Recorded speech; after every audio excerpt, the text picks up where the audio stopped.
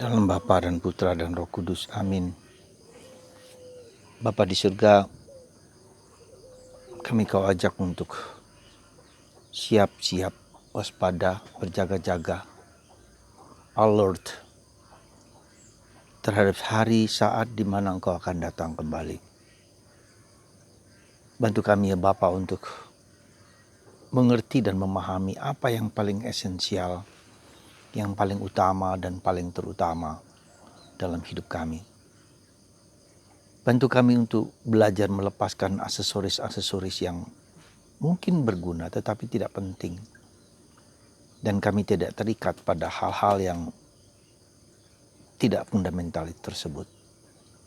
Terpujilah namamu kini dan sepanjang segala masa. Amin. Para saudaraku terkasih dalam Kristus, pada hari Minggu Advent pertama ini, sekali lagi kita diajak untuk menyadari akhir hidup kita, di mana Tuhan akan datang kembali yang kedua kalinya.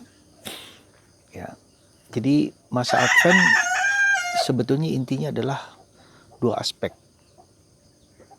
Menyambut kedatangan Yesus ya, sebagai manusia yang lahir dari Bunda Maria di Bethlehem dalam bentuk yang paling sederhana, ya, dilahirkan di kandang.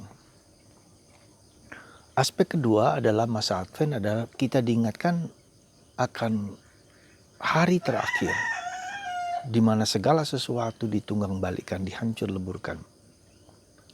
Segala sesuatu yang bukan Allah ya berada dalam kondisi dihancur leburkan. Di mana Allah menunjukkan kuasanya parusia hari terakhir. Alam semesta kacau balau, goncang ya. Dan itulah yang tanda-tanda zaman di akhir kehidupan manusia. Jadi hari saat kita menantikan Yesus datang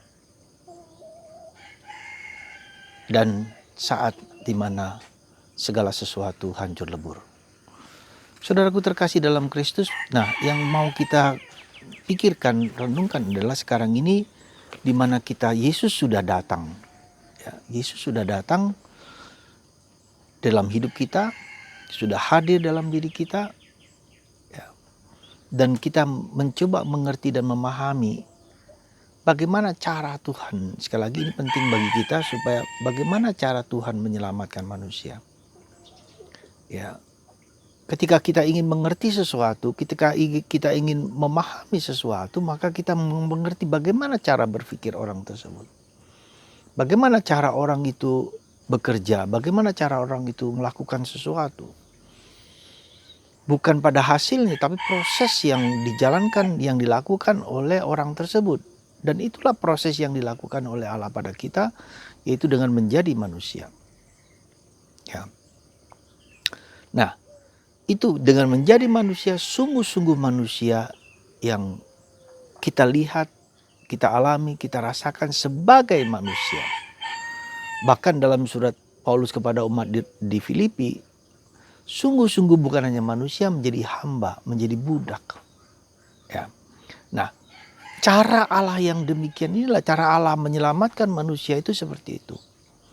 Maka ketika Tuhan mengajak kita untuk sepikir, sehati, seperasaan dengan Dia, cara yang kita pakai adalah cara Tuhan, bukan caraku.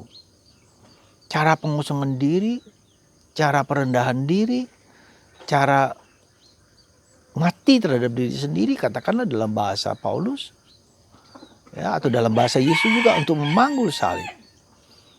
Sebab kalau kita tidak mengerti cara Tuhan menyelamatkan, maka kita juga akhirnya menjadi menjadi bertengkar. Jadi kita konflik ya, kita tidak sampai kepada apa yang Tuhan kehendaki.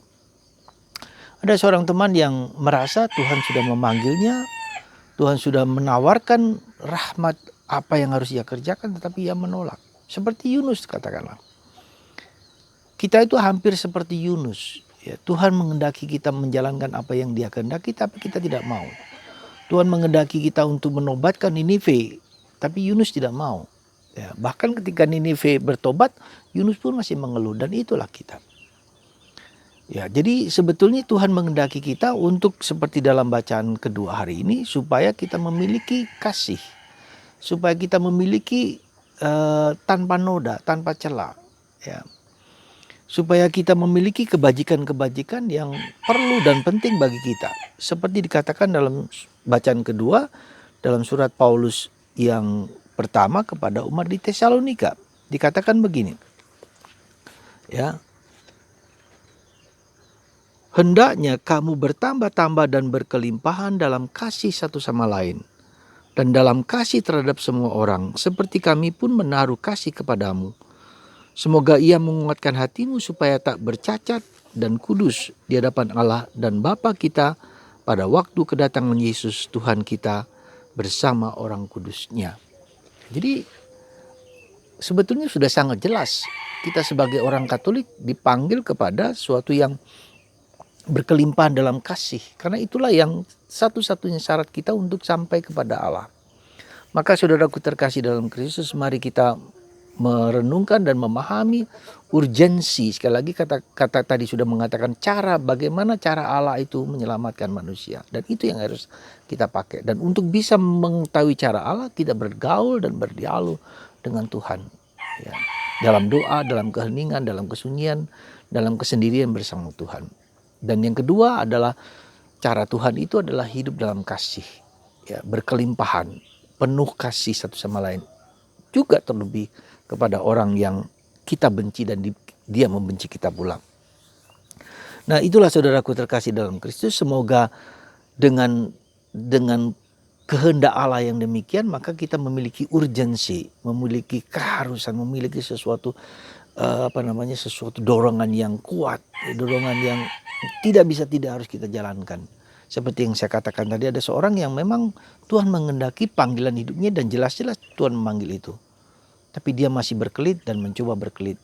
Dan maka kehidupannya menjadi kacau balau. Maka saya ingatkan kembali, coba kembali kepada apa yang Tuhan inginkan bagimu. Bukan apa yang kau inginkan dari Tuhan.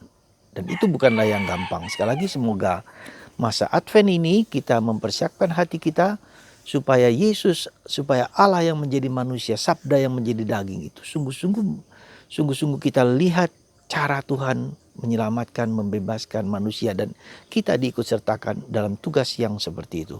Semoga mata batin kita dibuka dan kita melihat kehendak Tuhan yang demikian bagi kita semua.